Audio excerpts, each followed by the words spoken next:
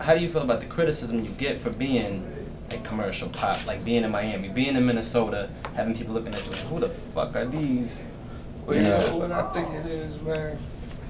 I think that the game is being saturated with so many people that deal with, you gotta be real, or you know what I mean? Like you gotta be this, you gotta be hip hood, hop. you gotta be, you know, you gotta get shot, or you gotta, you know, be down to whatever you do. You know what I'm saying? Like, I feel that there's other parts of life. You know, a lot of people that buy those records don't necessarily live that life. Right. You know what I mean? And most of them don't.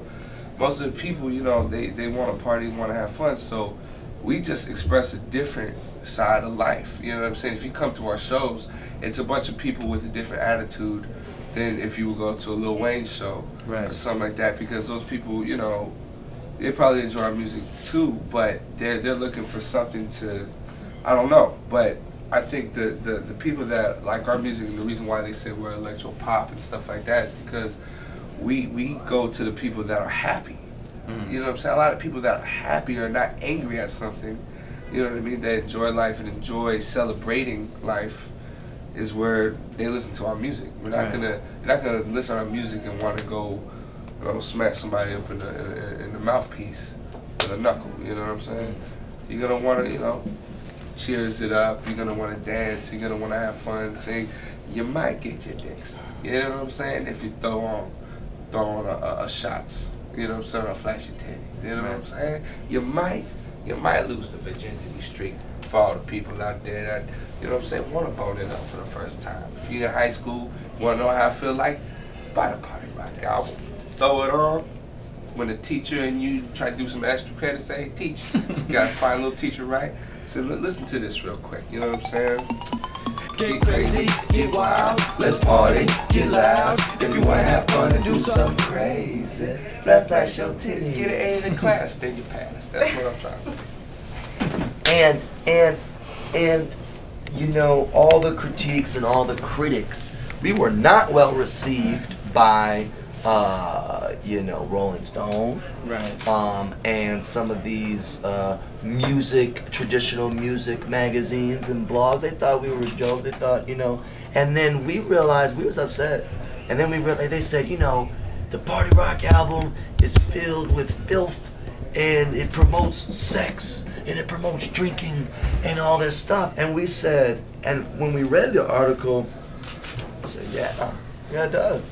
And so we started to spin that shit, you know, and at a show, we tried it, we said, you know, the critics say, that actually, if you see the opening, the critics say, now that's actually our opening, but we used to do it live, you know, the Rolling Stone says that our album promotes drinking, and everybody, you know, our album promotes sexual activity, you know, panties are thrown on stage, you know.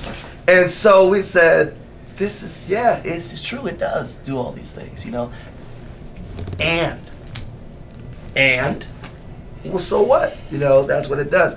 Another thing with the critics, you're talking about, some genres may look at us, even some underground electro cats may say, oh, they're too popular for us. They're not cool. They went pop or this. Our goal, and this is for everybody, was not to stay in a genre.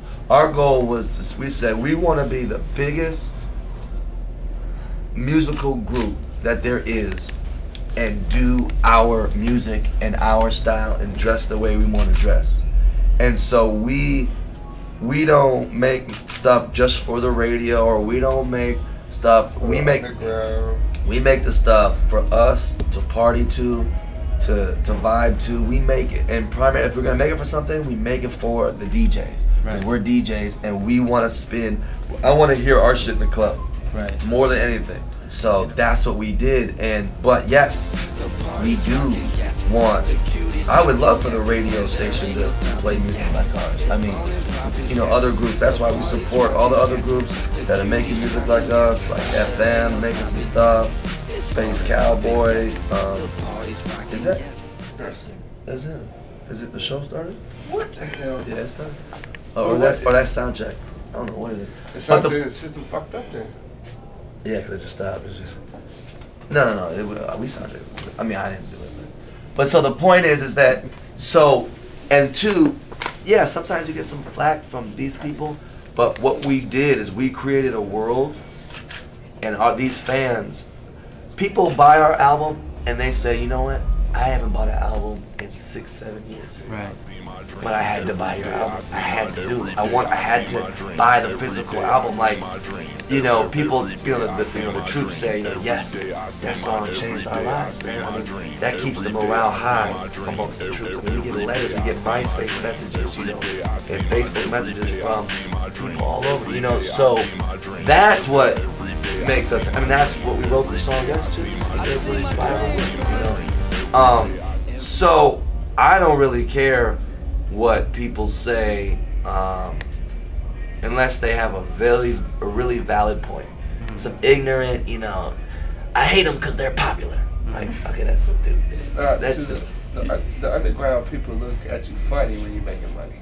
It's basically how it is. You know, if you're underground or you know you stay true to whatever it is, it's like, nah, son. You know what I'm saying? You just wanted to be in this little niche and all that. We just want to be popular and spread it with everybody. Yeah. It's like that kid at school that got the new shoes that nobody got, but then when everybody got the shoes, then they ain't cool no more. Oh, come on, man. No, the Jordans are still cool. They're still cool. You know, haters, right?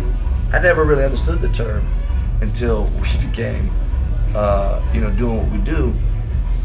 There, especially in the urban community, there is a like, just haters. Them motherfuckers is faggot, you know, this and that, just.